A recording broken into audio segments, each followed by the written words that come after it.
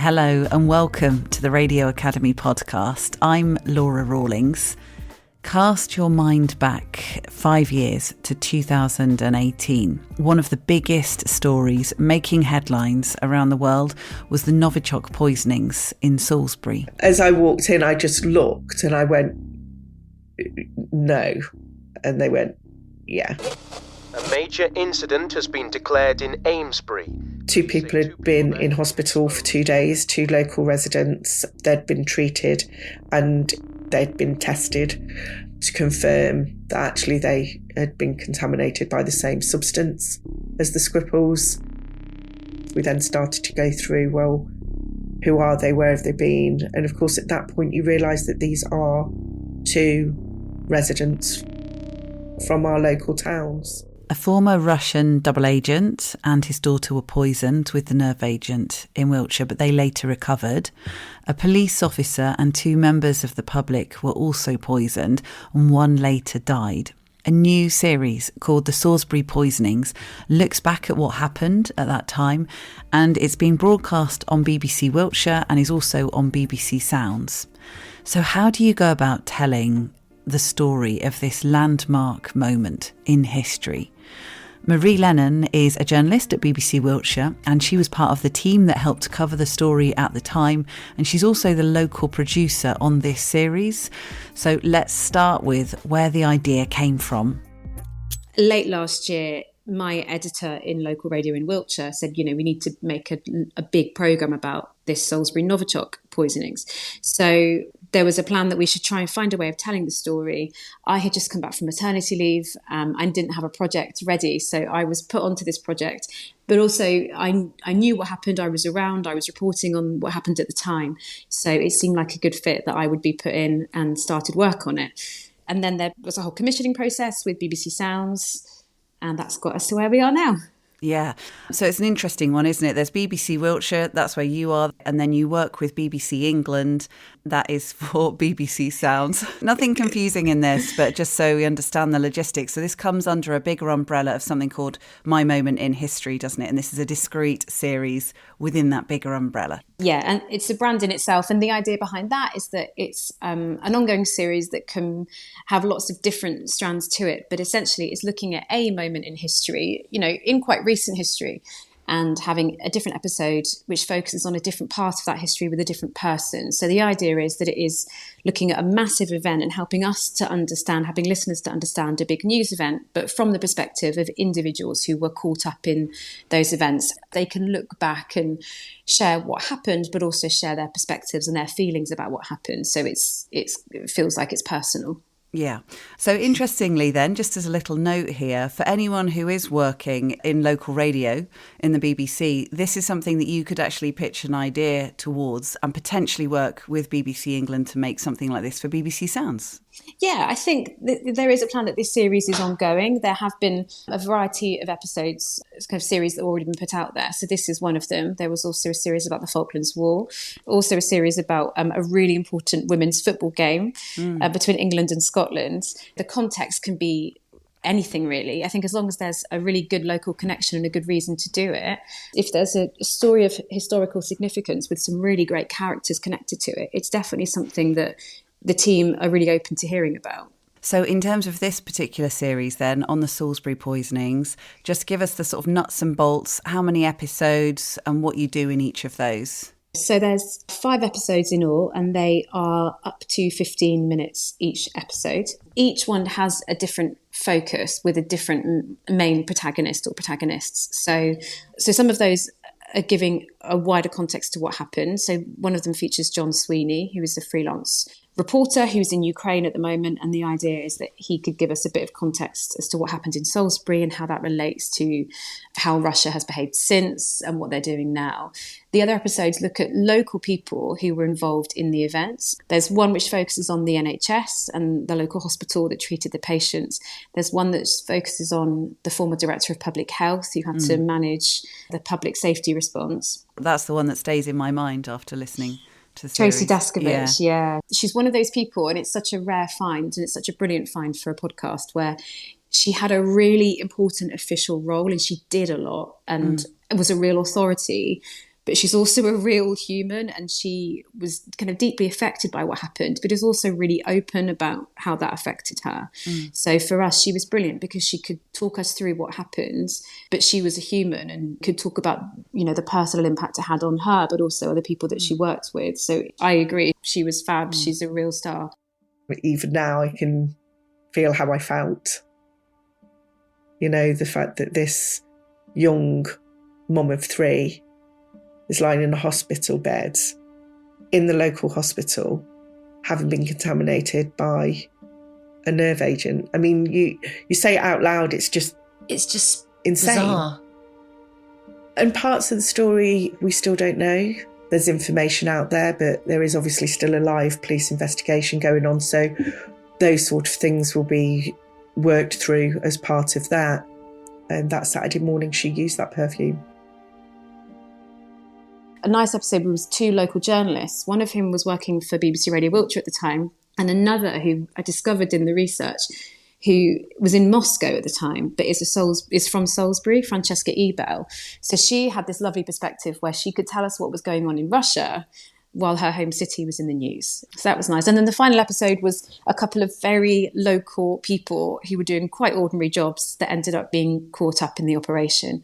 Each episode tells the story, but from slightly different perspectives. And I think at this point we should say about one of the particular challenges that actually went with doing this series, and that is that there is a public inquiry that's happening. So this will have affected some of the things you can say, but also who could appear in this. Yeah, definitely. So as soon as I got given the job to start working on this, I put in some of the calls that you would expect. So with some of the really key agents that were involved in what happened at the time. And, the main one being the police, Wiltshire Police, but also MI5 and counter-terrorism, none of whom could talk to us because they'll all be appearing in the inquiry. There were other experts that we really wanted to hear from because they helped us to understand what happened in Salisbury, but also would have had a really interesting take on things. So there were chemical weapons experts, for example, and chief scientists, but they're going to be witnesses for this inquiry. So, and to give you the context for that, what happened in Salisbury led to the death of Dawn Sturgis, a local woman. And we're in the very early stages now of a long-wanted public inquiry into the circumstances of her death. That opens up and continues over the next few weeks and into this year. So, yeah, it means there were some people that we couldn't talk to, but what it meant was the people that we could talk to had quite a lot of freedom to share what they experienced. And actually, the inquiry will be ongoing and that will really investigate what happened. But the people that we spoke to, the focus was really on the events as they happened to them and how it affected them. Totally random thought just popped in my head. And forgive me if this is ridiculous. But did you ever feel nervous covering a story like this? Yeah. Yeah, I guess without so. being able to necessarily put your finger on why, because I'm not quite sure why I'm saying that, because there's no reason that you should feel nervous for doing this. But there are some things that are unresolved. No one has been put forward true. and, said, right, you're responsible and now you're in trouble for it. Yeah, it's true. And actually, so there are still lots of unanswered questions about all of this. Yeah. And actually, one person I spoke to in the research flagged up to me, and I wasn't aware of it, there were also lots of conspiracy theories about what happened, and they were circling really early on after the events. So you do worry that you might end up in a little bit of a rabbit hole and you might uncover people that have got really strong views about what happened. I also had been looking at lots of research that the investigative outlet Bellingcat did, because it was Bellingcat who uncovered the identities of the chief suspects. And you do find you're doing lots of Googling on Russian GRU agents' names, and you think, oh, this is a bit of a worrying line of inquiry. But yeah, I didn't feel too worried. But it was. But then as soon as the podcast went out and there were tweets out, I got mentioned in lots of comments about these theories that it didn't happen, or it didn't happen as people said it did. So there is a whole other world out there around this. I guess, and I'm sure you will have been supported editorially because, the BBC has a strong editorial unit, and with BBC England being involved as well. So you always knew what side of the line you had to stay on at any point. Yeah. Oh, and I'll add with that as well that, from right at the start, before we recorded anything and booked any guests, we spoke to the BBC legal department and mentioned what we were doing and mentioned the inquiry. So we got some really good advice and just some reassurances, really, that what we were doing wouldn't have an impact on what was going on. That was really helpful. And, I would highly recommend it. It was a really informal chat with a guy called David Marshall, who spoke to us, and he became a bit of a port of call for any other inquiries. And then also on the podcast, before we published it, when we had the edits, we got him to listen through to the episodes just to make double sure that there wasn't anything that he felt might be contentious. Yeah, so you get close to it, don't you, when you're doing it? Mindful, I've got loads of questions here. I want to squeeze as many in as I can. One of the massive strengths of the way that this particular series is set up is obviously making the most of the fact that local BBC radio producers, journalists, presenters as you were at the time, you're in the place where the story happened. So you've got really good connections and trust that's already built up, probably from being, and certainly in this case, from being there at the time when it happened, which I'm guessing was massive in terms of being able to get the guests that you did have for the podcast. Yeah, as soon as I was approaching guests, I feel very aware, having reported on it and covered it a little bit at the time, that while the story is interesting from a news perspective, locally, there are lots of people that actually would rather move on and find it quite difficult to talk about those events. So from the off, I could reassure those guests that I understand that it might be difficult to talk about these things. They might want to close that chapter.